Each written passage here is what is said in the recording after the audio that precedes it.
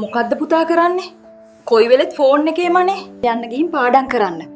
මම මේ මාතා Facebook page එකේ දාලා තිබුණ වීඩියෝ ටිකක් බැලුවේ. ගොඩාක් අය මාතා ඒජන්සි එකෙන් රට ගිහින් එයාලා එහෙ සතුටින් ඉන්න විදිය, එයාලා දියුණු වුණ විදිය වීඩියෝස් ගොඩක් දාලා තියෙනවා. එයාලා කියන විදියට එයාලව ගොඩක් හොඳට බලාගත්ත කියනවා. අම්මත් ආයේ රට යනවා කිව්වනේ. අනේ අම්මේ. ඔයා ආයේ රට යනවා නම් මාතා එකෙන්ම යන්න. ඔයා එහෙ සතුටින් පරිස්සමින් ඉන්නවා කියන එක අපට ලොකු සහනයක් අම්මේ. ඔබත් නැවතවරක් විදේශගත වෙන්න ඇගිලි ගනිනවද? මාතා විදේශ රැකියා ආයතනය කියන්නේ රට යනකම් විතරක් නෙමෙයි රට ගියාට පසුවත් හොඳට හොයලා බලන ආයතනයක්.